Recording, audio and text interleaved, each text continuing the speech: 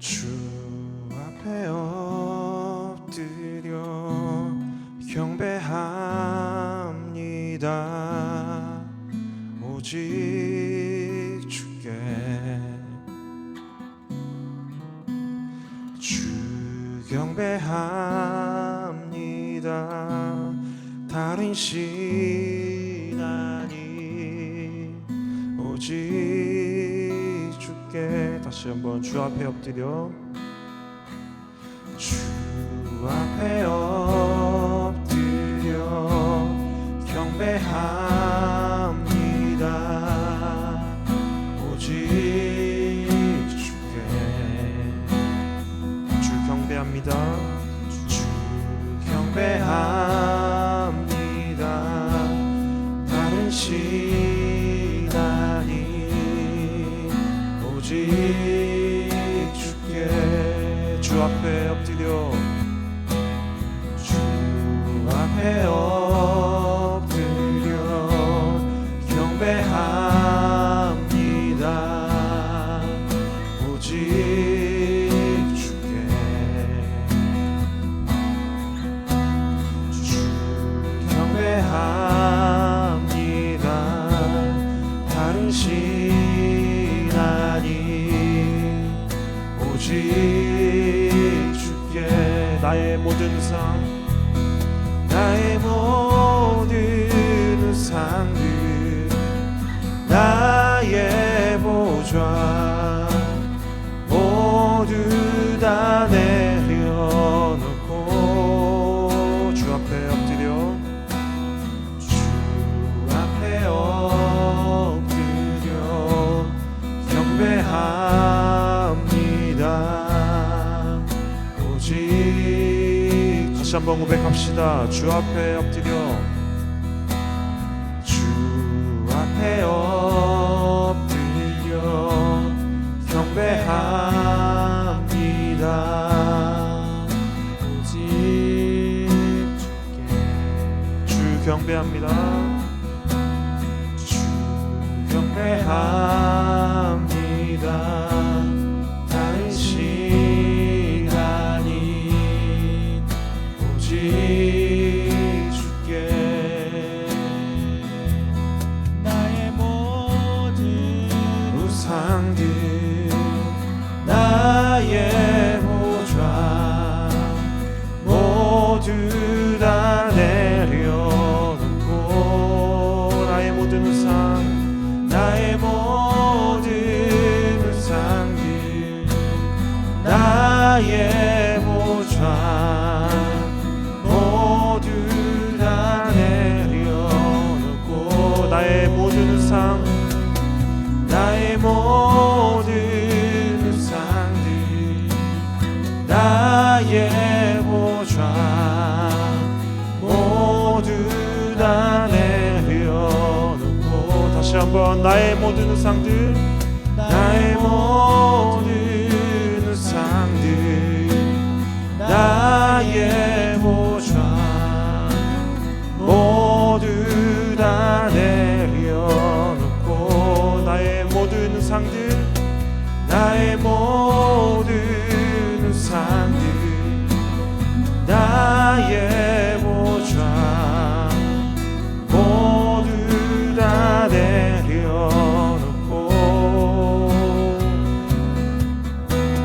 주 앞에 엎드려 경배합니다.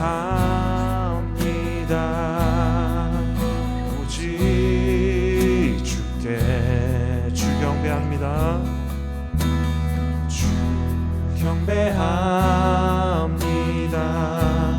다른 신 아니 오직 주께 주 앞에 엎드려 주 앞에 엎드려 경배합니다.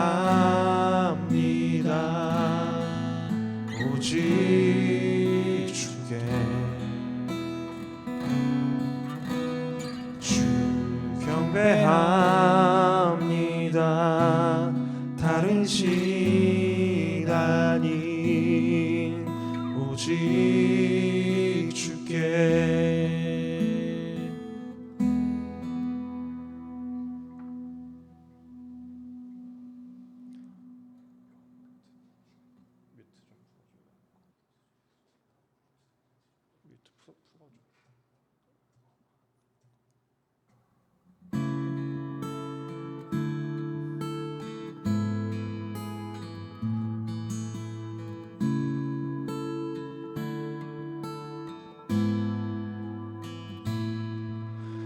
아침이 밝아올 때에 찬양의 맘 주시네.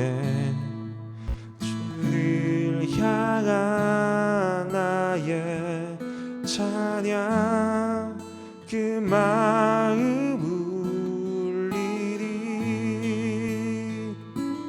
그 이름 강하고 견고한 성루 그 이름 나의 피난처 되시네. 그 이름 구원의 능력 되시니 열방이 다 찬양하네.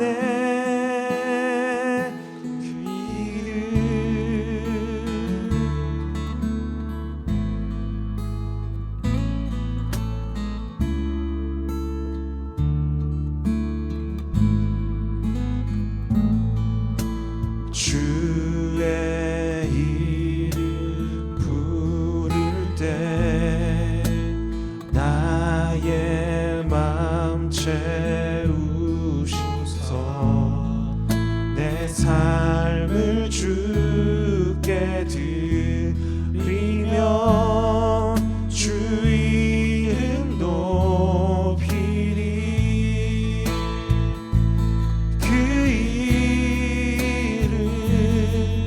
강하고 견고한 성루 그 이름 나의 피난처 되시네. 그 이름 구원의 능력 되시니 온 열방이 다 찬양하네. 그 이름 강하고 견고한 성루 그 이름 나의 피난처 되시네. 그 이름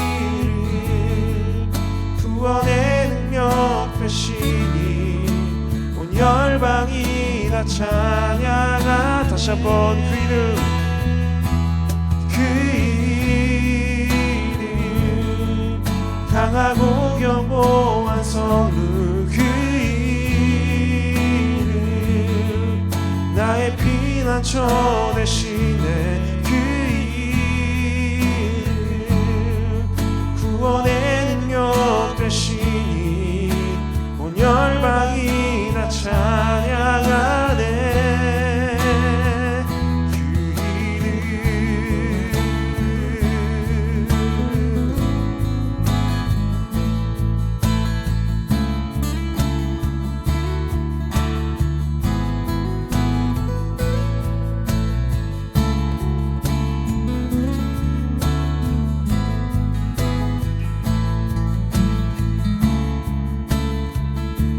다시 한번 고백하며 나아갑시다.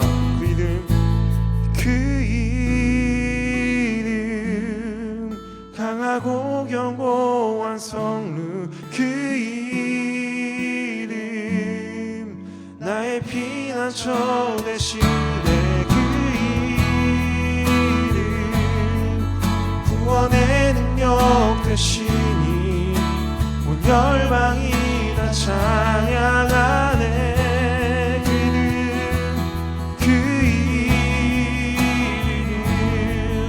강하고 견고한 성루 그 이름 나의 피난처 되시네. 그 이름 구원의 능력 되시니 온 열방이 다 찬양하네.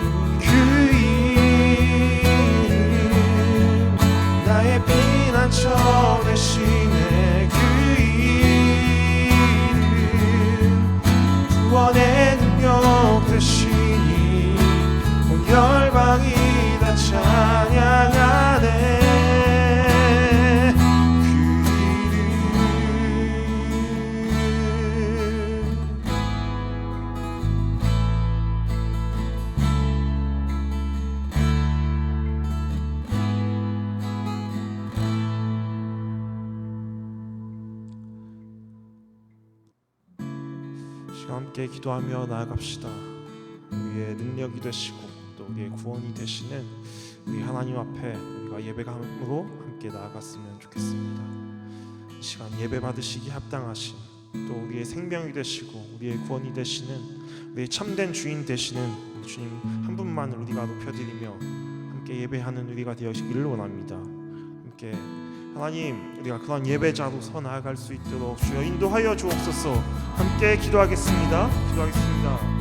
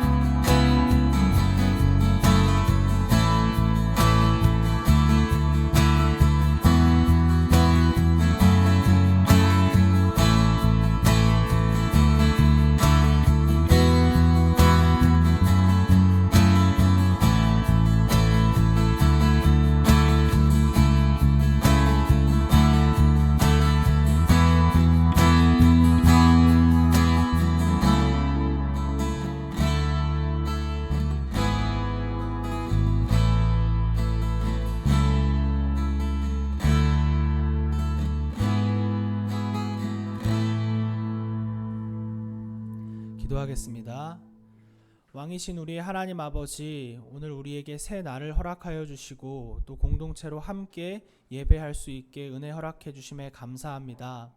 왕이신 우리의 하나님, 우리가 오직 여호와 하나님, 우리의 주 하나님만 예배하며 섬기기를 원합니다. 이 시간 하나님을 찬양하며 하나님을 높이며 나아갈 때에 하나님보다 더 사랑한 것들, 하나님보다 더 의지했던 것들을 내려놓고 오직 우리의 마음을 하나님께만 두는 모든 성도들 되게 하여 주시옵소서. 주님, 특별히 이 시간 하나님의 말씀을 듣습니다. 하나님의 말씀을 들을 때에 각 사람에게 필요한 말씀으로 성령 하나님께서 깨닫게 하여 주시며 또한 질책하시며 위로하시며 격려하여 주시옵소서. 하나님의 말씀을 듣고 그저 흘려버리는 자가 아니라 하나님의 말씀을 마음판에 새기고 또 우리의 행동으로 실천해내는 모든 건강한 교회 성도 되기를 원합니다. 주님, 예배 시작하는 이 시간입니다. 마치는 시간까지 오직 하나님만 바라보며 또한 오직 하나님께만 영광 돌리기를 원합니다. 이 모든 기도 살아계신 우리 주 예수 그리스도의 이름으로 기도드리옵나이다. 아멘.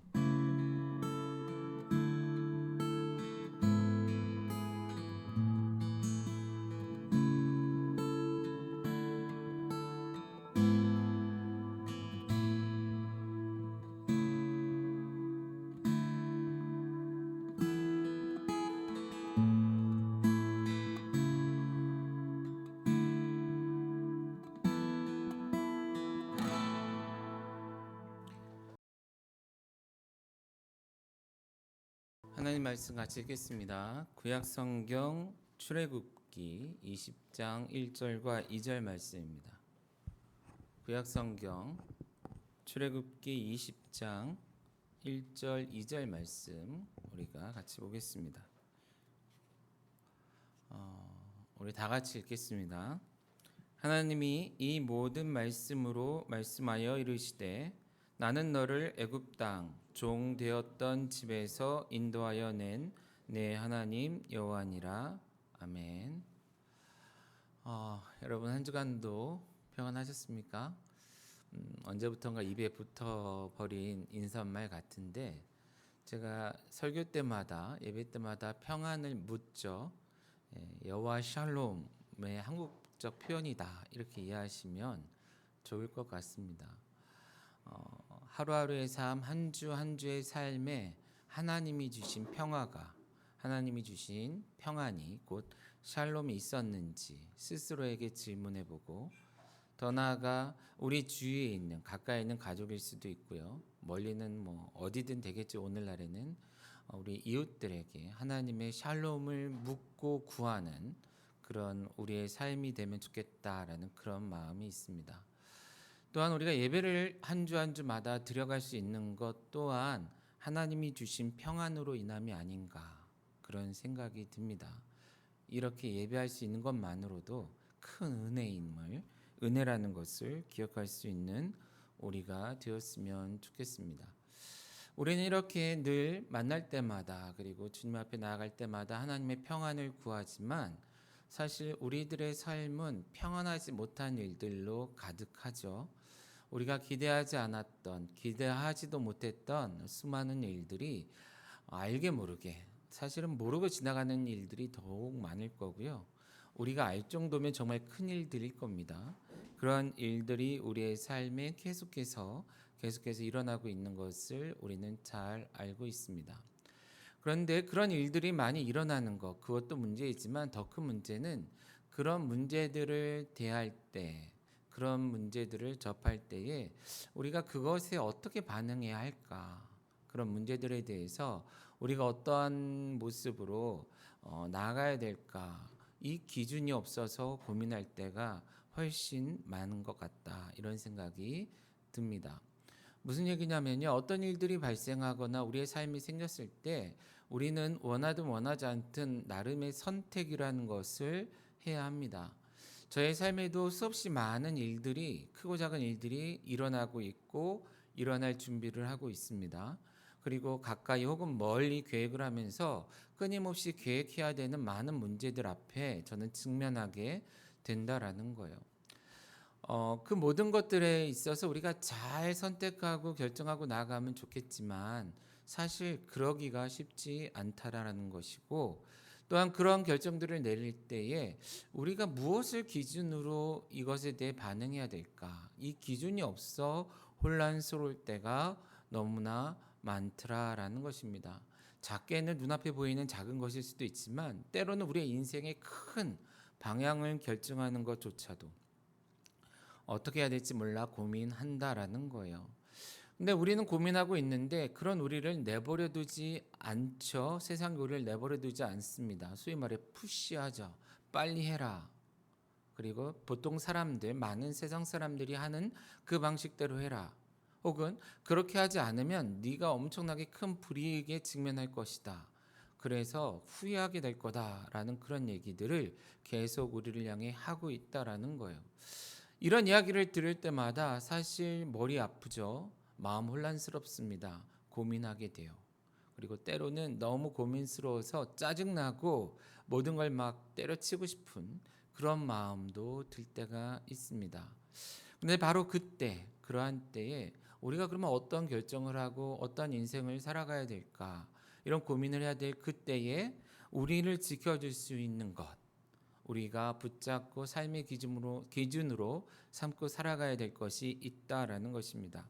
크게 얘기한다면 그것이 하나님의 뜻, 하나님의 말씀일 것이고, 보다 구체적으로 얘기하자면 하나님의 법, 하나님의 율법, 율도, 하나님의 뭐 이런 있잖아요. 성경에 나오는 하나님께서 구체적으로 명령어조로 명령법으로 주신 말씀들, 뭐 구약으로 보면 율법이라고도 얘기할 수 있고 신약으로 보면 예수님의 가르침, 그리고 사도들의 가르침. 결국 이런 시대, 새로운 문제들이 우리들에게 주어지는 것 같은 이런 시대일수록 우리는 다시금 그 하나님께서 우리에게 명확하게 주신 그 기준들 앞에 서서 그것을 기준으로 이 시대에 우리들에게 닥치고 있는, 몰아치고 있는 수없이 많은 문제들과 질문들 앞에 대답할 준비를 해야 한다라는 것이죠. 그런 의미에서 우리는 얼마 전에 산상수훈 말씀 중 일부, 그 중에 팔복과 몇 가지 말씀들을 같이 나눴습니다. 그런데 그 말씀을 나누면서 조금 더 근본적이고 원론적인 얘기로 나아가 봐야 되겠다라는 그런 마음을 주셨어요. 그래서 이번 주부터 저와 같이 예배에 제가 말씀을 증거하는 때마다 한동안 10계명을 같이 나누고자 합니다. 다음 주와 그 다음 주는 우리 전도사님들이 설교를 하시죠. 또한 우리 전도사님들을 통해서 주시는 은혜, 우리의 삶에 필요한 깨달음들을 분명히 주실 것입니다. 그것을 하나님의 음성으로 꼭 받으시길 바라고요. 또한 저와 함께 이렇게 말씀을 나눌 때는 우리가 어릴 적부터 많이 들어왔고 외우는 것 같지만 그러나 실제 제대로 순서도 헷갈리며 또한 외우지도 못하고 있는 10계명, 더 나아가 그것이 우리의 삶에 어떻게 적용되어서 우리의 삶의 기준이 되어야 될지도 몰라 늘 헤매고 있는 이 십계명의 말씀을 함께 묵상하는, 함께 경청하는 시간을 우리가 갖기를 원합니다. 오늘은 그런 면에서 십계명의 서론과 같은 시간이라 할 수 있을 것 같습니다. 실제적으로 10계명을 다루기에 앞서서 그 바로 앞에 시작하면서 도입 부분에 있는 표현, 오늘 우리가 읽은 출애굽기 20장 1절에서 2절까지의 말씀을 중심으로, 그러나 실제적으로 주로 나눌 내용은 19장에 있는 말씀들입니다.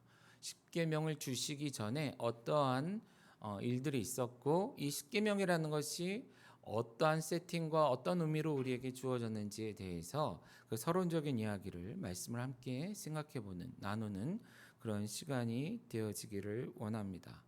먼저 19장 앞으로 보시면 지금 이스라엘 백성이, 곧 모세와 이스라엘 백성이 어떤 환경, 어떤 배경 속에 놓여 있는지를 우리가 볼 수 있습니다. 무엇이라고 기록되어 있냐면요, 그들이 애굽으로부터 애굽했죠. 애굽을 떠난 뒤 3개월이 지났다라고 말하고 있고요. 3개월 만에 그들은 시내 광야에 이르렀고 시내산 앞에 장막을 쳤다라고 기록하고 있습니다. 그 3개월 전에 하나님의 놀라우신 구원의 역사를 경험한, 그리고 그것을 통해 출애굽하여 홍해를 건너 광야로 들어선 이스라엘, 그들이 3개월, 3달이 지나서 시내 광야에 이르렀다라는 것이고요. 그때 하나님께서 모세와 이스라엘을 자신에게로 부르시며 특별히 모세를 그 산, 곧 시내산 위로 부르셔서 그에게 주신 말씀, 그에게 주신 율법, 그 중에 가장 대표적이고 중요한 것이 십계명이다라는 것을 우리가 먼저 염두에 두면 좋을 것 같습니다. 자, 이러한 배경 속에서 그러면 이 십계명에 어떤 의미가 있는가, 어떤 가치가 있는가 우리가 몇 가지 살펴봤으면 좋겠는데요.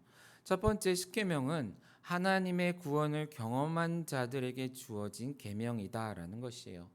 곧 하나님을 통해 구원받은 자, 그들이 구원받은 자임을 드러내는 증거이며, 그러한 구원받은 자들이 받아 누리는 특권이다라는 것입니다.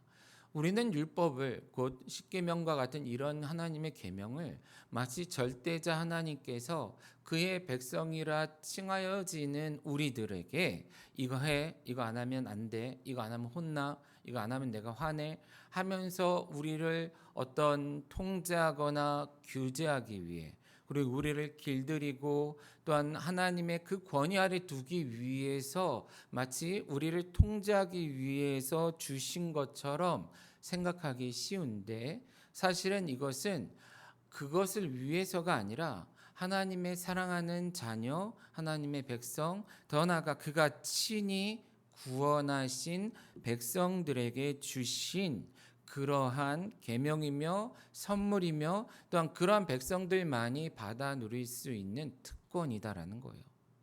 하나님의 법에 순종하는 것 역시나 특권이다라는 생각을 해야 한다라는 것입니다.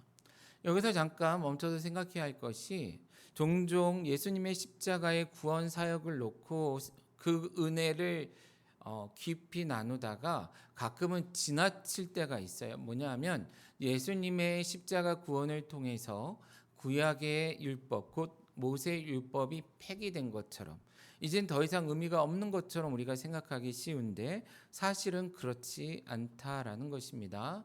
자, 하나님의 말씀, 하나님의 율법, 더 나아가 모세에게 주신 그 십계명은 여전히 오늘날 예수 그리스도를 통해 구원받았다는, 자, 모세 시대 때는 모세를 통한 구원이죠. 하나님께서 모세를 통해 출애굽의 구원을 베푸셨다면 2000년 전 예수 그리스도의 십자가를 통해 또한 우리에게 더 어떤 면에서 근본적이고 더 뭐라고 얘기할까요? 가장 큰 은혜로서의 구원을 주셨죠. 그런 구원을 받은 백성들에게 여전히 유효한 것이 십계명, 율법이다라는 것입니다. 자, 우리가 바울의 그 변증에서도 볼 수 있는 것처럼 하나님께서 예수 그리스도를 약속하시고 구원을 얘기하시고 하시는 그 모든 것들이 모세 율법 그 시대보다 앞선다라는 것을 우리는 알고 있습니다. 아브라함의 언약이 모세 율법보다 앞서는 것. 마찬가지로 출애굽의 구원의 사건은 율법을 주시는 이 시점보다 앞선다라는 거예요. 그러니까 하나님께서 이스라엘 백성을 애굽으로부터 구원하시기 위해 그들에게 미션으로 율법을 주시고 이것을 몇 점 이상 통과한 자들에게 구원을 주신 것이 아니라 그것을 주시기 전에, 그 율법을 주시기 전에, 십계명을 주시기 전에 먼저 그들을 불쌍히 여기고 그들을 사랑하셔서 그의 종 모세를 통해 구원하셨다라는 것이죠. 구원하시고 구원하신 백성들에게 주신 것이 십계명이며 율법이다라는 것입니다.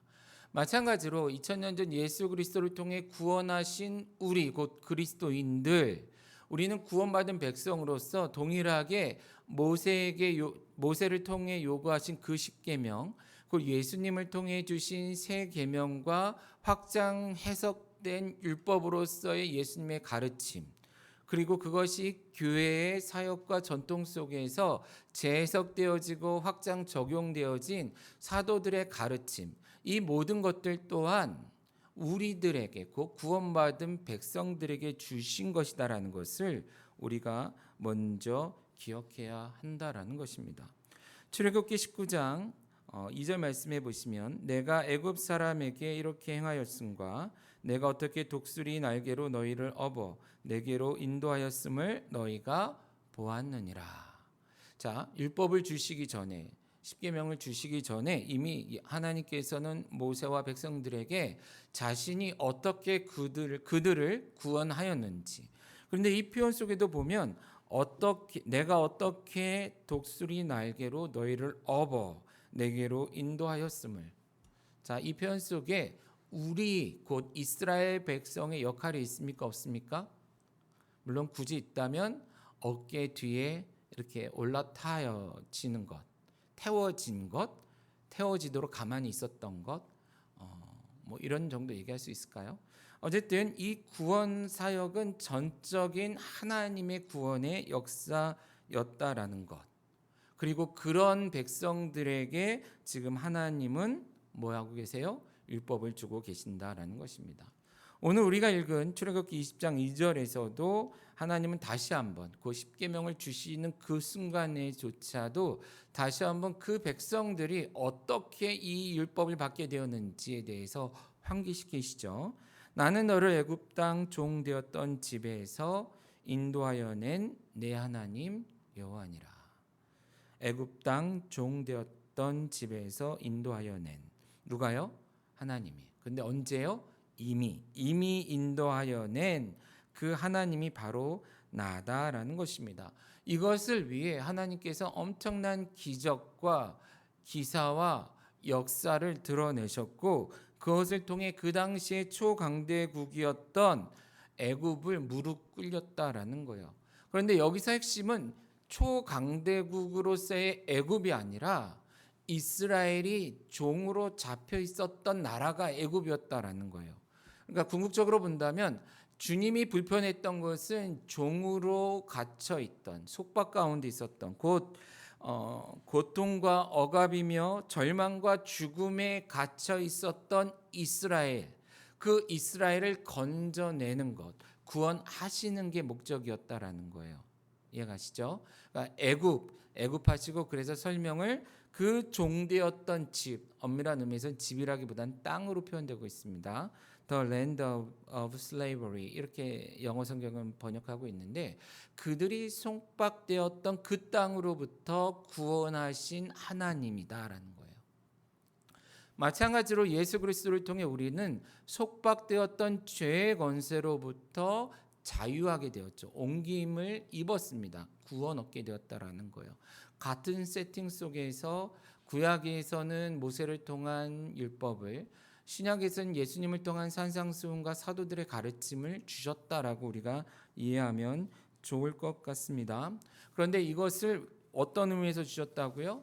구원받은 백성들로 하여금 그 말씀대로 살아가도록 요구하실 뿐만 아니라 우리가 바로 구원받은 백성이다라는 것을 스스로 뿐만 아니라 모든 사람들로 하여금 알게 하도록 우리에게 주신 것이다라는 것입니다. 아무나 누릴 수 있는 특권이 아니다라는 거예요. 최근에 우리가 아프가니스탄이나 이런 소식들을 통해서 그 나라 사람들의 종교적인 혹은 사회적인 문화들을 보게 되죠. 어떤 나라에서는 얼굴을 드러내고 다니는 것 자체가 엄청난 일이에요. 자, 우리 화면에도 우리 성도들, 자매분들이 뭐 하나 뒤집어 쓰고 있는 사람이 하나도 없습니다. 그죠? 왜 그래요? 그 나라에는 그러한 법, 이 나라에는 이러한 법이 있는 것이죠. 그러니까 이 나라에서 이러한 법을 누리고 사는 것은 엄밀한 의미에서 이 나라의 백성된 국민된 자들의 뭐라는 거예요? 특징이라는 거예요. 그것을 통해 우리는 내가 한국 사람이며 내가 세상 어디 가서든 내가 한국의 법에 적용을 받는다라는 것을 드러내고 다니는 것이다라는 것입니다. 어제도 뉴스가 한번 나온 걸 봤는데 대한민국 여권이 세계 2위, 두 번째로 강력한 힘을 가진 여권이라고 얘기를 하더라고요. 약 190개인가요? 190개 나라 정도에서 무비자로 입국이 가능한 여권. 그것이 한국 사람의 특권이라고 보여줄 수 있는 것처럼 어떤 면에서 이 율법은 그 10계명은 우리가 바로 하나님의 구원받은 백성이다라는 것을 온 세상에 자랑하듯 보여줄 수 있는 그러한 것이다라는 것을 먼저 기억하라라는 것입니다. 그러나 너무나 안타깝게도 많은 그리스도인들이 이것을 그런 특권이나 자랑 혹은 축복으로 여기지 않고 우리를 올가매는 것과 같이 우리를 불편하게 하는 것처럼 생각하며 할 수만 있는 대로 지키지 않으려고 무시하고 살려고 생각하고 있지 않냐라는 것입니다. 이것에 대해서 우리는 이 시간 다시 한번 10계명 곧 하나님의 법의 의미와 가치에 대해서 생각할 수 있는 시간이 되었으면 좋겠습니다. 자, 뿐만 아니라 10계명을 지킨다는 것은 곧 10계명을 받아 그것을 지키며 살아간다는 것은 우리가 하나님으로 인해 구원받은 백성이라는 표시며 상징일 뿐만이 아니라 더 나아가 구원받은 상태 곧 하나님의 백성됨. 자, 여기 성경 출애굽기의 표현을 쓰자면 하나님의 소유라는 것을 또한 보여지는 증표이며 상징이다라는 것입니다. 이런 하나님의 소유됨을 지금 출애굽기 20장에서는 하나님의 소유 곧 제사장 나라 거룩한 백성 이렇게 표현하고 있는 것이죠. 자, 출애굽기 19장 5절에서 6절입니다. 19장 5절에서 6절에 보면 세계가 다 내게 속하였나니 너희가 내 말을 잘 듣고 내 언약을 지키면 너희는 모든 민족 중에서 내 소유가 되겠고 너희가 내게 대하여 제사장 나라가 되며 거룩한 백성이 되리라 라고 약속하셨다라는 것입니다. 여기서 보면 세계가 다 내게 속하였나니 라고 좀 평범한 표현으로 되어 있지만 그 의미를 살펴보면 이런 겁니다. 온 세계가 온 세상이 다 하나님께 속한 것이지만 특별히 너희는 더더욱이나 너희는 내게 속한 자다라는 것, 내 소유다라는 것을 보여주기 위함이다라는 거예요. 그것을 위해 출애굽의 역사가 있었고 그것을 위해 지금 그의 법을 곧 그의 율법을 10계명을 주고 계신다라는 것입니다. 자, 앞에서도 말씀드린 것처럼 내가 구원받은 백성입니다라는 것을 보여주는 증거로서의 하나님의 법. 더 나아가 내가 구원받아 그의 자녀되고 그의 백성되고 더 나아가 이 세상에서 하나님의 것임을 대표적으로 드러내는 제사장 된 나라임을 보여주는 증표가 또한 율법이다라는 것입니다. 10계명이다라는 것이에요. 실제적으로 시편 기자는요. 시편 1편 1절과 2절에서 이 사실을 고백해주고 있죠. 그 말씀을 보시면 복 있는 사람은 악인들의 꾀를 따르지 아니하며 죄인들의 길에 서지 아니하며 오만한 자들의 자리에 앉지 아니하고 오직 여호와의 율법을 즐거워하여 그 율법을 주야로 묵상하는 자로다. 자, 하나님께 구원받고 그의 소유된 자, 그의 나라, 그의 백성, 이것을 시편 1편에서는 복 있는 자다라고 표현을 하고 있고요. 그럼 복 있는 자들의 특징은 무엇이냐 했더니 그의 율법을 주야로 묵상한다라는 거예요. 그냥 생각하면서 묵상한다는 것이 아니라, 자, 실제적으로 앞에 표현들 보면 죄인들, 악인들의 길, 오만한 자의 자리, 이런 표현들을 사용하면서 우리의 삶의 현장에서 하나님의 율법이 다스리는, 하나님의 율법을 따르는, 악인을 따르는 게 아니라, 죄인을 따르는 게 아니라, 오만한 자들의 행위들을 본받는 것이 아니라 여호와 하나님의 율법을 따르는 자로 살아가는 것이다라고 말하고 있다라는 것입니다. 그렇다면 오늘날 우리가 그리스도인됨, 사역자됨, 하나님의 나라를 위해 목회자라든지 여러 가지 하나님의 나라를 위해 애쓰고 수고하는 자들의 특징, 증거는 무엇이겠냐라는 거예요. 내가 지금 하나님의 백성으로서 사역자로서 사역하고 있다라는 것을 무엇을 통해 보여줄 것이냐라는 것입니다. 그것은 하나님의 어떤 영적인 인증, 인치심이 겉으로 드러나야 되겠지만, 또 한편으로는 우리 스스로가 여호와 하나님의 말씀의 가치를 인정하며 그 말씀을 주야로 묵상하며 그 말씀의 원리를 따라 살아감을 통해 그의 계명을 지킴을 통해 우리는 드러낼 수 있다라는 거예요. 앞에도 말씀드린 것처럼 나 스스로도 많은 사람들이 내가 구원받았는지 구원받지 않았는지 늘 고민해요. 어떤 면에서 물론 이것을 막 기계적으로 적용할 수 없지만 적어도 우리가 지금 하고 있는 이런 나누고 있는 이런 말씀을 배경으로 한다면, 구원받은 백성인지 궁금하다면 과연 우리의 삶에 하나님의 법이, 하나님의 가르침이, 하나님의 말씀이 얼마나 주권적으로 역사하고 있는지, 내가 얼마나 그것을 중요하게 여기며 살아가고 있는지, 실제적인 어떤 결정의 순간에 하나님의 말씀, 하나님의 뜻을 기준으로 판단하는지, 혹은 세상과 사람들의 기준을 따라가는지, 아니면 내 욕심, 나의 이기적인 마음을 따라가는지를 가지고 한번 살펴보라라는 거예요. 내가 하나님의 말씀을 우선에 두고 순종하고 있다면 그것이 내가 하나님께 소유된 백성, 구원받은 백성됨의 증표가 된다라는 것입니다. 그리고 더 나아가서 주위 사람들, 주를 아는 사람이나 모르는 사람 할 거 없이 그들 눈에 우리가 하나님의 백성임이 드러나는 것은 이 방법밖에 없다라는 거예요. 그러나 안타깝게도 예수님 시대를 살아갔던 많은 제자들이나 사람들처럼 눈에 보여지는 화려함만을 가지고 우리는 하나님께 복받았다, 하나님 함께 하신다라는 것을 판단하려 한다라는 것이죠. 예수님은 예루살렘 성전을 바라보며 울고 계시는데 그 옆에 서 있는 제자들은 예루살렘 성전의 화려함을 보고 들떠 있더라라는 거예요. 어이없게도 이 예루살렘 성전은 솔로몬의 성전과는 비교할 수 없을 만큼 엉망진창이었는데도 불구하고 그 시대에 그들의 눈에 비춰지는 예루살렘 성전의 아름다움, 그렇게 본다면 오늘날 교회의 아름다움이나 교회 건물의 아름다움이나 어떤 사람들이 보기에 많이 화려해 보이는 삶의 그런 모습들을 보며 우리는 그들이 복받았다, 그들이 하나님께 축복받았다라고 판단하고 있지 않냐라는 거예요. 그러나 그렇지 않다라는 것을 우리는 기억해야 한다라는 것입니다. 세상의 기준에, 사람들의 판단에 어떻게 보여지는 상관없이 그들이 혹은 우리가 하나님의 법을 따라 살아가려고 몸부림치며 그것으로 인하여 지금 즐거워하고 그리고 그것으로 인하여 하루하루의 삶을 살아내고 있다면 그들이 바로 하나님의 소유된 백성이고, 그러한 자를 향해 성경은 복이 있다라고 말한다라는 것을 기억하자라는 것입니다. 자, 세 번째, 십계명이 주는 의미는 또한 무엇이냐면, 자, 십계명을 통해서 우리가 또한 생각해야 될 건 무엇일까요? 이 십계명은 하나님께서 우리에게 일방적으로 주신 강제하는 법이 아니다라는 것을 우리가 또한 기억해야 한다라는 것입니다.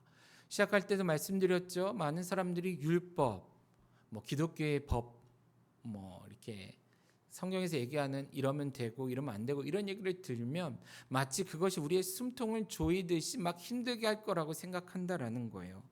그리고 그것이 하나님으로부터 일방적으로 우리에게 주어진 것처럼 생각한다라는 것이죠. 그러나 19장 20장 말씀 전체를 잘 살펴보시면 실제 우리 하나님께서 이 율법을 주실 때, 십계명을 주실 때에 엄청나게 인격적으로 행동하셨던 것을 우리가 볼 수 있다라는 거예요. 무슨 얘기냐면 이게 뭐라 그럴까요? 균형이 안 맞는데도 불구하고 우리를 계약의 상대자로 여겨주셨고 굳이 동의를 구할 필요도 없음에도 불구하고 먼저 동의를 구하시는 그 하나님의 모습을 볼 수 있다라는 것입니다. 원칙적으로 창조주 하나님과 피조물인 인간의 이 격차는 엄청나게 큽니다. 뿐만 아니라 불과 3개월 전에 이스라엘은 이미 하나님으로 인한 엄청난 구원을 경험했어요. 그렇기 때문에 하나님께서 강제로 이제부터 내 말을 따르라, 바로가 아니라 하나님이다, 이스라엘의 하나님이다라고 얘기했을 때에 이스라엘은 뭐라 항변할 거리가 없었다라는 것이죠. 그러나 그럼에도 불구하고 하나님께서는 뭐라고 말씀하세요? 너희들이 생각해보고 판단해라. 그리고 나에게 답을 가져오라라는 것입니다. 곧 그들의 동의를 먼저 구하셨다라는 것입니다. 출애굽기 19장 6절에 보시면 모세를 향해 이렇게 말합니다. 너는 이 말을 이스라엘 자손에게 전할지니라. 그랬더니 모세가 내려가서 이렇게 합니다. 7절과 8절에 보시면 모세가 내려와서 백성의 장로들을 불러 여호와께서 자기에게 명령하신 그 모든 말씀을 그들 앞에 진술하니, 자, 사람들이 이야기하죠. 백성이 일제히 응답하여 이르되 여호와께서 명령하신 대로 우리가 다 행하리이다. 지금 양쪽의 계약이 이루어지고 있는 것을 볼 수 있습니다. 하나님께서 우리를 귀히 여기고 우리를 존중하사 우리 또한 우리의 의지로 하나님의 율법에, 하나님의 계명에 순종할 것을 요구하셨고, 또한 그것이 이루어졌을 때에 비로소 그의 율법을 주셨다라는 것입니다. 물론 그때 모세, 그때의 이스라엘 백성은 영적 이스라엘된 우리들의 어떤 대표자로서 그 자리에 서 있는 것이죠. 비록 우리는 그때 그 시대를 살아가지 않았지만 영적인 관점에서 하나님의 백성됨의 어떤 위임을 통해 그들이 대표로 계약을 맺었다라는 거예요.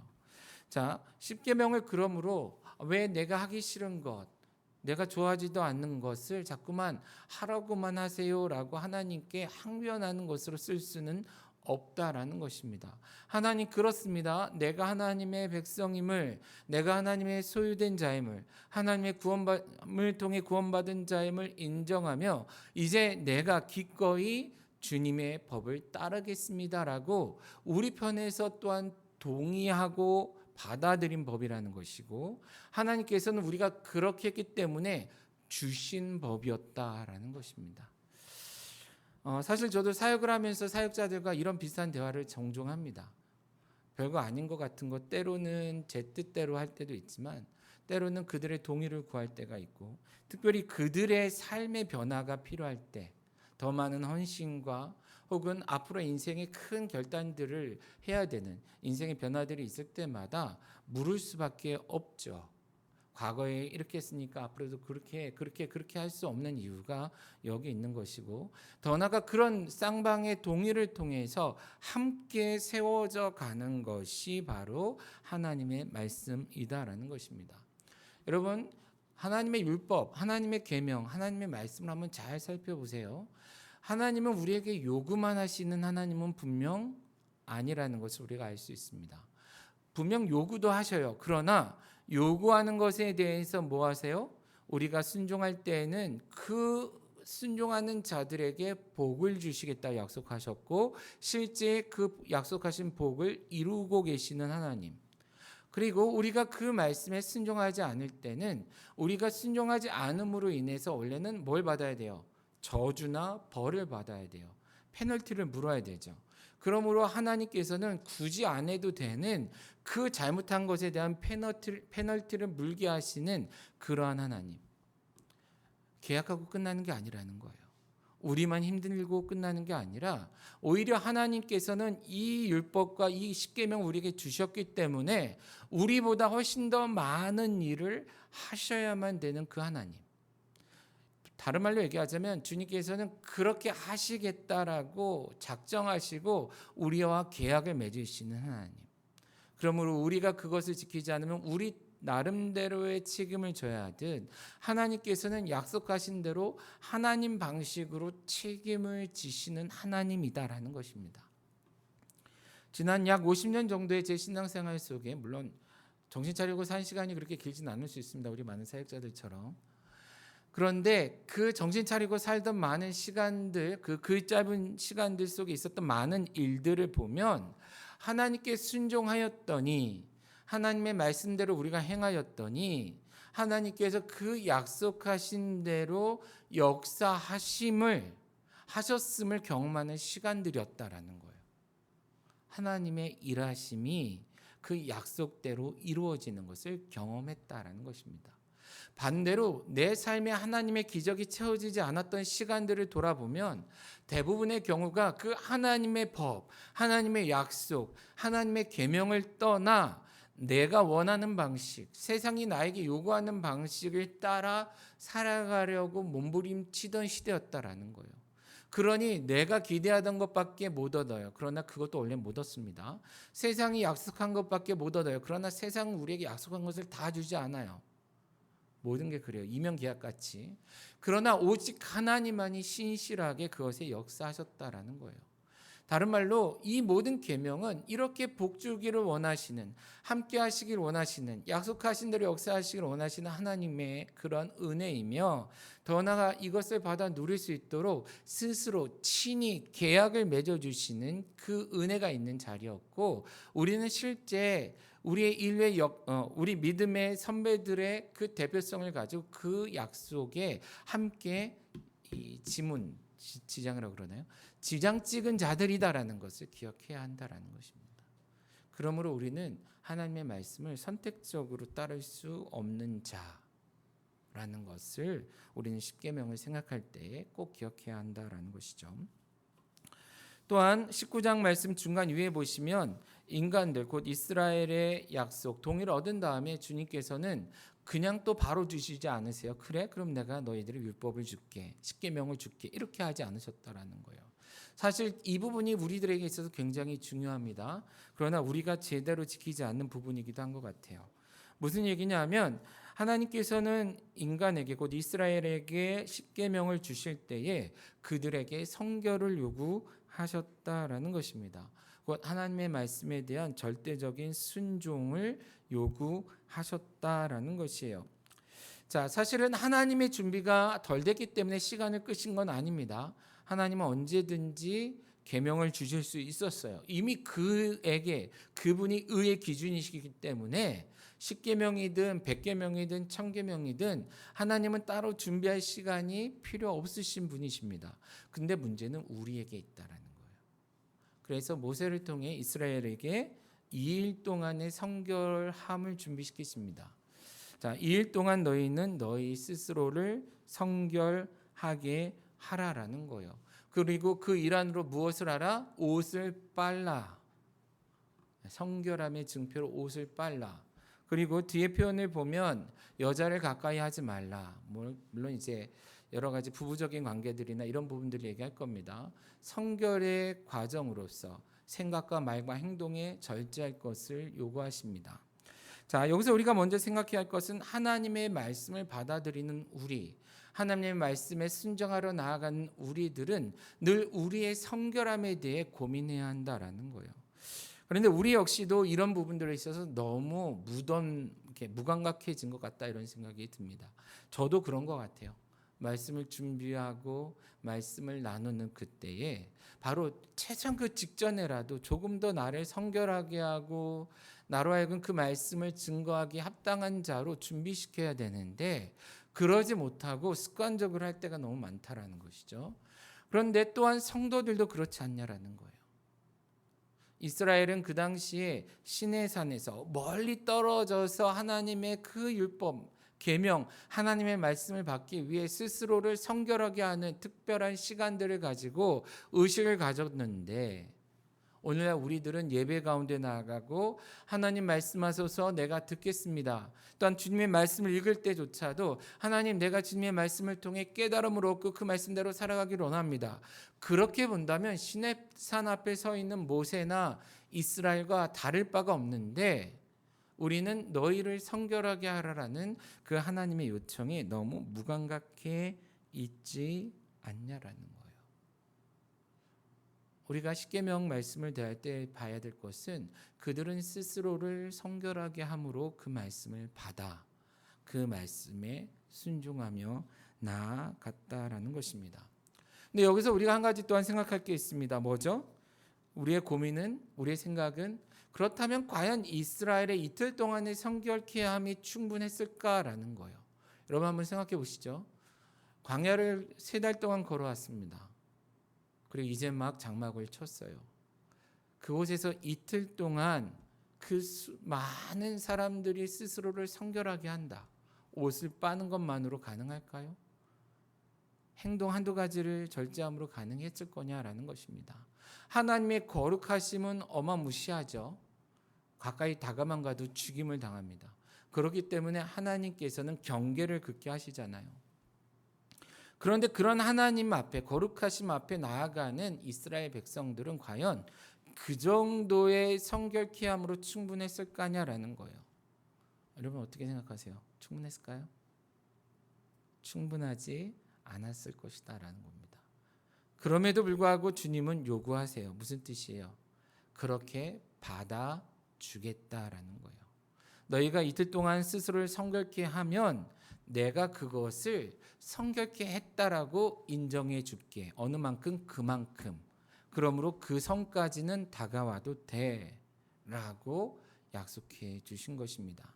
자, 이 개념이 어떤 면에서 칭의의 개념인 것이죠. 의롭지 않으나 의롭다 칭해 주시는 겁니다. 물론 우리는 예수 그리스도의 십자가, 예수님의 보혈로 인하여 거룩하여진 자입니다. 그러나 정말 우리가 거룩하냐라는 거예요. 말로는 예수의 피로 거룩함을 받았다고 이야기하고 십자가를 붙들고 나아간다 하지만 우리 하루하루의 삶을 놓고 보자라는 거죠. 과연 그러한가? 어제도 제 아내에게 제가 한 소리 먹었습니다. 운전을 하다 보면 나도 모르게 좀 표현이 격해질 때가 있어요. 목사도 그렇습니다. 그래서 아내한테 한 소리 먹었어요. 나랑 있을 땐 괜찮은데 실수할까 봐 걱정이 됩니다. 근데 이렇게 맞죠. 예. 그게 우리의 삶이잖아요. 몰라서 안 하는 거 아니잖아요. 그렇죠?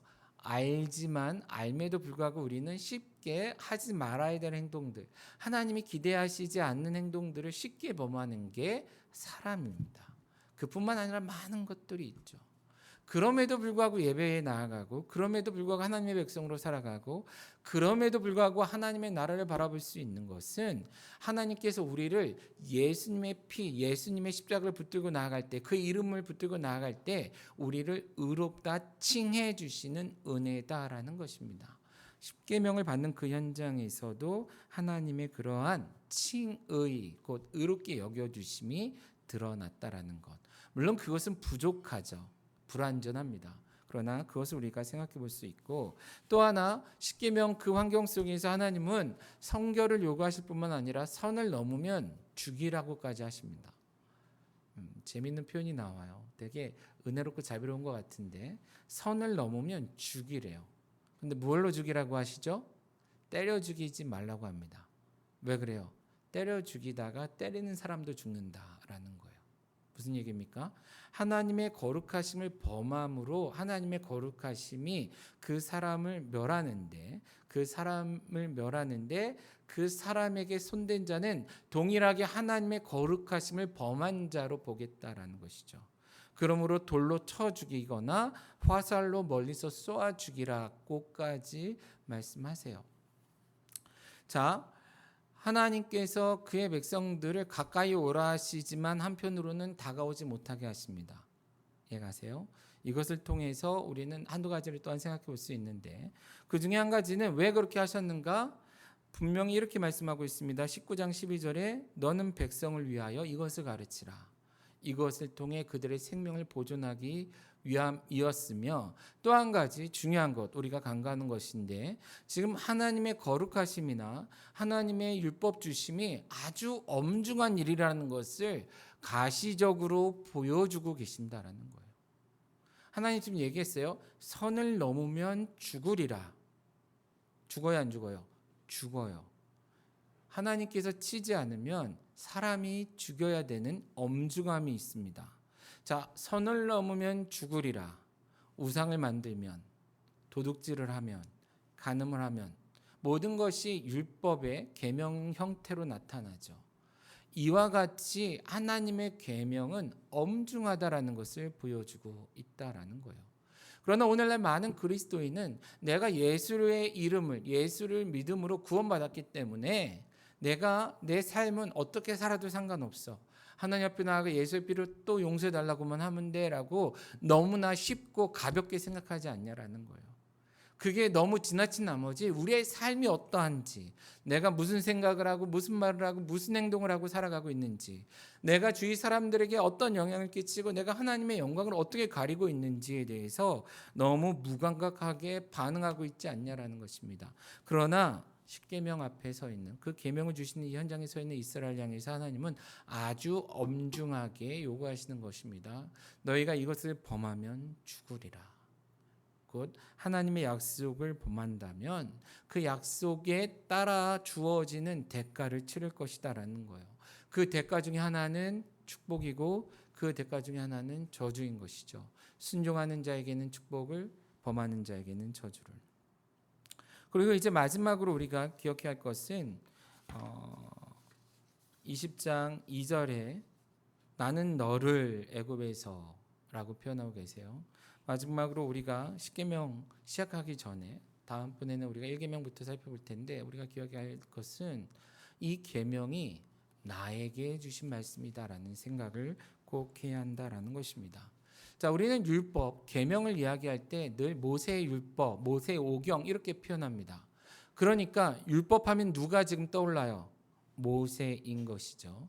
내가 아니고 모세예요. 모세 때문에처럼 느껴질 정도로 모세가 중심이 돼서 율법이 느껴진다라는 거예요. 그러나 우리가 하나님의 말씀, 그 계명을 대할 때 이 말씀 앞에 서는, 이 말씀을 실제적으로 그리고 받는 사람은, 받는 대상은 주시는 주체로서의 하나님과 받는 사람으로서의 바로 나라는 것입니다. 모세에게 주신 것도 아니고 이스라엘 공동체에게 어떻게 공동체들에게 뿌리듯 주신 것이 아니라 우리 한 사람 한 사람 한 사람을 직접 불러서 말씀해 주셨다라는 거예요. 제가 지난주 중에 한 문자를 받았는데 어떤 분이 이런 표현을 해주셨어요.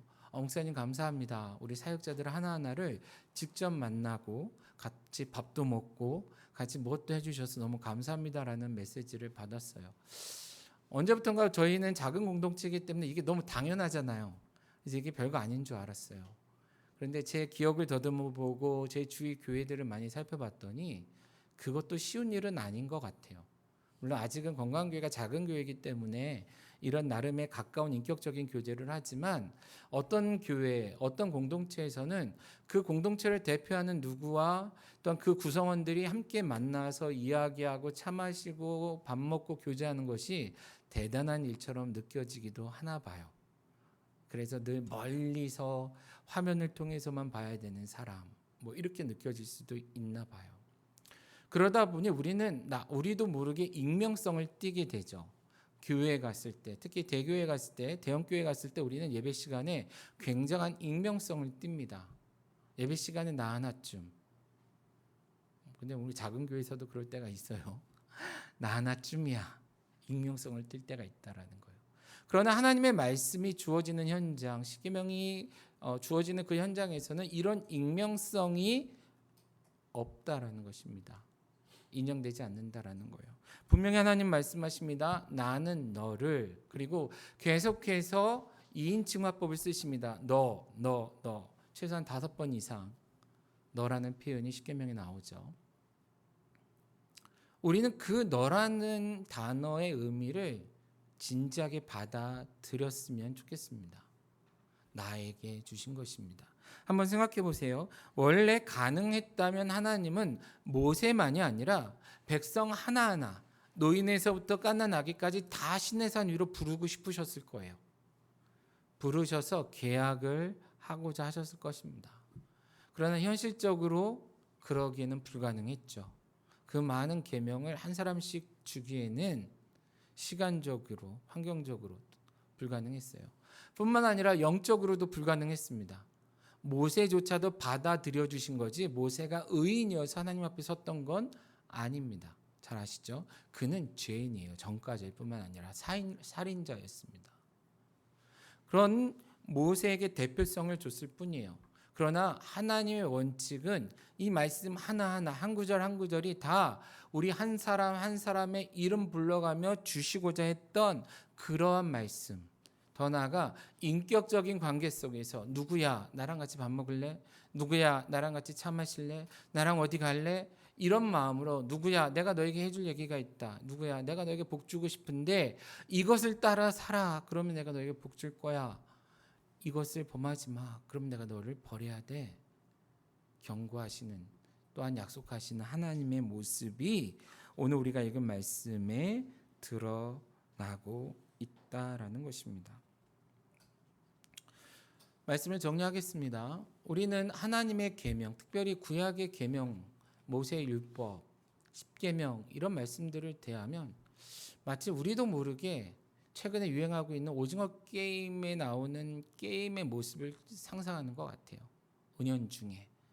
혹시 보신 분 계실 수도 있고 안 보신 분도 있을 수 있는데 너무 단순한 게임의 규칙이 적용되는데 그 단순한 게임의 규칙을 어기는 순간 죽죠. 죽여버리는 어떤 뭐라고 표현해야 될까요? 그런 단체들. 어쨌든 그런 룰이 적용되어지는 환경, 우리 하나님을 그렇게만 보고 있지 않냐라는 거예요. 그러나 사실은 하나님은 반대다라는 것입니다. 벌을 주기 싫어서 법을 주시는 겁니다. 우리에게 저주와 사망을 주지 않기 위해서 곧 시내산 안으로 들어와 죽임 당할까 봐 친히 경계를 긋게 하신 것처럼 우리로 하여금 하나님의 저주 곧 징벌의 대상이 되지 않게 하시기 위해 법을 주신 것이고 또 한 가지는 우리에게 세상이 비교할 수 없는 복을 주시기 위해 법을 주신 거라는 거예요. 그러나 우리는 그런 하나님의 마음, 하나님의 사랑, 그런 하나님의 인격적인 하나님 되심을 외면한 채 너무나 하나님의 뜻, 하나님의 말씀, 계명에 무지하거나 그것을 외면하지 않았는가 한번 생각해 봤으면 좋겠습니다. 시간이 많이 지났죠. 설교가 아니고 주신 뒤로 모세에게 말씀을 주신 이후로 많은 시간이 지났습니다. 많은 시간이 지나 예수님이 이 땅에 오셨지만 예수님은 분명히 말씀하셨습니다. 내가 율법을 폐하러 온 것이 아니라 온전하게 완성하기 위해 오셨다 하셨으며 실제 발전된 말씀, 그 시대의 배경 속에서 그 말씀을 해석해 주셨을 뿐만 아니라 본인의 십자가의 사랑으로 그 율법을 완성하셨고 완성된 율법을 우리에게 새 계명으로 주셨습니다. 그리고 여전히 우리는 그 율법, 그 말씀 받아 살아가고 있습니다. 그런데 정말 우리는 그 율법을 주야로 묵상하고 있습니까? 하루에 3장, 주말에 5장 성경을 읽냐고 묵는 게 아니고요.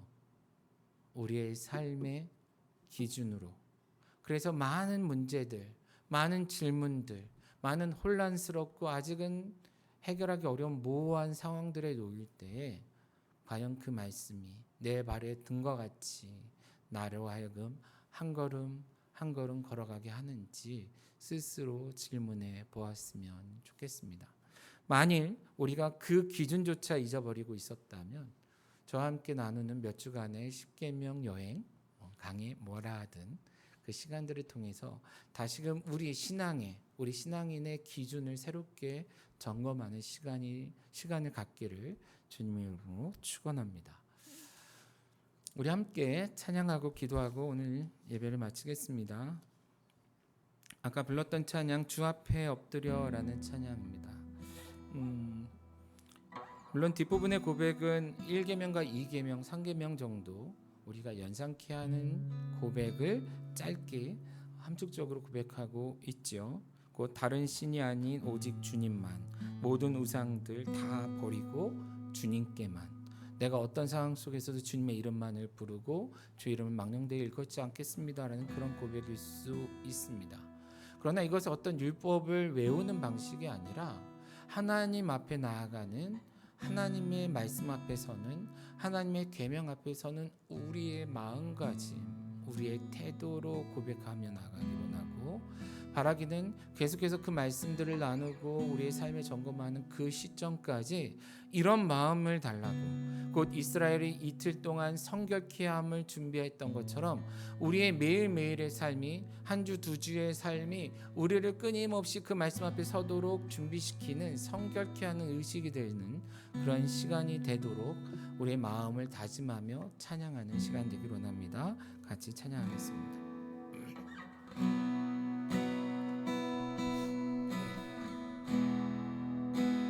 주 앞에 엎드려, 주 앞에 엎드려 경배합니다. 오직 주께, 주 경배합니다. 다른 신 아니 오직 주께. 다시 한번 고백합니다. 주 앞에 엎드려, 주 앞에 엎드려 경배합니다. 오직 주께, 주 경배합니다. 다른 신 아닌 오직 주께. 나의 모든 우상들, 나의 모든 우상들, 나의 보상 모두 다 내려놓고, 나의 모든 우상들, 나의 모든 우상들, 나의 보상 모두 다 내려놓고, 한 번 더 고백합니다. 나의 모든 우상들, 나의 모든 우상들, 나의 보상 모두 다 내려놓고,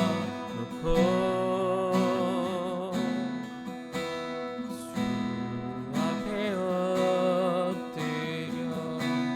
경배합니다. 오직 주께. 주 앞에 엎드려 경배합니다. 주 앞에 엎드려 경배합니다. 오직 주께. 한번 고백합니다. 주 앞에 엎드려, 주 앞에 엎드려 경배합니다. 오직 주께. 우리 함께 같이 기도하겠습니다. 약 2000년 전에 신약의 기록이 끝났습니다. 그리고 그 이후에 더 이상 우리에게 어떤 정경에 속할 만한 말씀을 더해 주시지 않으셨습니다. 지난 2000년 동안 하나님의 교회는 역사 속에서 많은 힘든 시간들을 보냈습니다. 그럼에도 불구하고 새로운 계시는, 그런 의미의 기록될 계시는 주어지지 않았습니다. 그것은 어떤 면에서 우리에게 이미 주어진 하나님의 약속들로 충분하다라는 뜻일 것입니다. 2021년도를 살아가는 우리들의 삶의 환경은 역사 이래 한 번도 경험해보지 않은 그런 환경들일 것입니다. 그러나 이런 환경 속에서 우리가 하나님의 백성으로 어떻게 살아야 하는가, 그 질문에 대한 대답은 여전히 하나님의 말씀, 하나님의 계명 율법 안에 있다라는 것이고, 그것을 벗어나는 일은 역사 이래 그리고 앞으로도 있지 않을 것입니다. 문제는 우린 것이죠. 시대가 달라졌다고 너무 오래된 법이라고 우리가 관심을 두지 않습니다. 그러나 진정한 하나님의 백성답게 살고자 하신다면 그 말씀 앞에 나아가야 될 것입니다. 이번 한 주간의 삶, 다음 주 한 주간의 삶, 계속해서 우리에게 주어지는 삶의 순간순간이 이런 주님 앞에 엎드려 성결케 됨을 구하는 시간, 더 나아가 우리의 귀와 마음의 문이 열려 하나님의 음성을 듣고 그 말씀대로 살아가도록 결단하고 실제 살아내는 삶의 순간순간들로 채워지기 원합니다. 이 모든 것이 가능하게 해달라고 기도하셨으면 좋겠고, 더 나아가 우리 안에 신비에 새기신 주의 성령으로서의 그 율법, 그 말씀이 우리를 충만히 다스리게 해달라고 주님께 나아가며 고백하는 시간 갖기 원합니다. 같이 기도하겠습니다.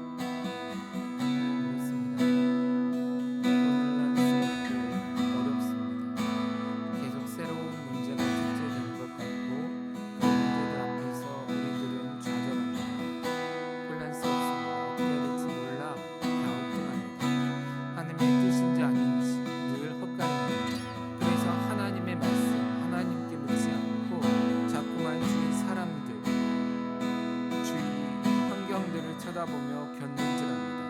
그러면서 끊임없이 우리의 인생은 하나님 앞에서 오답들로 채워져 가고 있습니다. 아버지, 이런 상황 속에서 다시 한번 주님의 말씀 앞에, 다시 한번 주님의 계명과 율법 앞에 서게 하여 주시옵소서.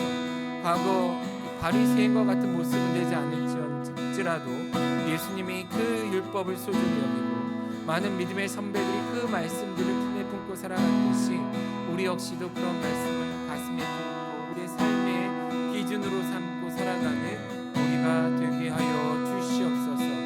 이것이 우리의 인생의 진정한 복입니다. 축복입니다. 그것을 알게 하여 주시옵소서. 집을 사도, 건물을 사도, 땅을 사도, 주식을 사도, 돈을 모아도 세워지지 않았던 우리의 허기짐이 하나님의 율법, 하나님의 말씀, 하나님의 성령, 하나님의 사랑, 하나님의 그 약속으로 인하여 채워지는 놀라운 역사를 우리가 실제적으로 경험하게 하시고, 이를테면 온 세상에 나아가 하나님만이, 하나님의 말씀만이, 하나님의 약속만이 참된 진리임을 선포하며 모든 세상을, 모든 사람들을 하나님께로 인도하는 우리가 되게 하여 주시옵소서.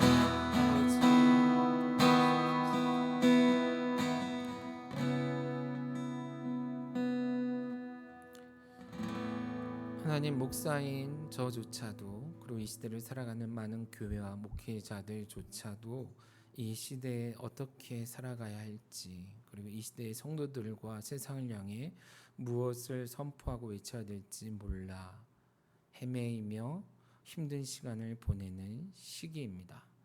때로는 아무것도 할 수 없을 것 같은 좌절감에 사로잡혀 때로는 우리의 믿음도 내려놓고 그냥 세상 사람처럼 살아보면 어떨까라고 생각될 만큼, 때로는 주님의 교회를 향한 기대마저도 포기되어져서 차라리 교회가 아닌 다른 것에 마음을 두면 어떨까 하며 살아가게 되는 이런 시대입니다. 그러나 여전히 이런 시대에도 하나님은 우리에게 주신 그 성경 말씀을 통해 말씀하시며 그 말씀을 통해 약속하신 그것을 신실하게 지키시는 하나님이심에 감사를 드립니다. 그 약속을 다시 한번 우리가 붙잡는 시간들을 우리에게 허락하여 주시고, 그 말씀을 붙잡고 우리의 삶에 당면하고 있는 많은 문제들을 다시 한번 바라보고 그 가운데 하나님의 뜻이 어디 있는지를 분별하고 그것을 실제 나아가 실천하며 행하는 삶으로 변화되게 하여 주셔서 이 혼란스럽고 어려운 시기에 정말로 오답으로 가득 찬, 틀린 답으로 가득 찬 이런 시대 속에 하나님이 우리에게 주시는 참된 정답을 세상에 하나씩 보여줄 수 있는 우리가 되게 하여 주시옵소서. 그러한 삶, 그러한 우리의 신앙의 인생 여정, 더 나아가 그런 교회가 되기 위하여 더욱더 주님 앞에 나아가는 말씀 앞에 서는 우리 되게 하시고, 또한 그 말씀을 대할 때마다 더 큰 깨달음으로, 더 큰 도전으로 우리에게 채워 주시옵소서.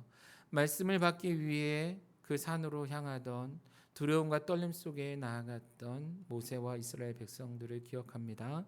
우리 앞으로의 하루하루의 삶이 그러한 우리를 성결케 하는 삶의 모습들로 채워지게 하시고 이를 통해 주님의 복주심이 함께하심이 경험되어지는 우리의 삶이 또한 될 수 있도록 은혜를 더하여 주시옵소서. 또 한 주를 시작하게 됩니다.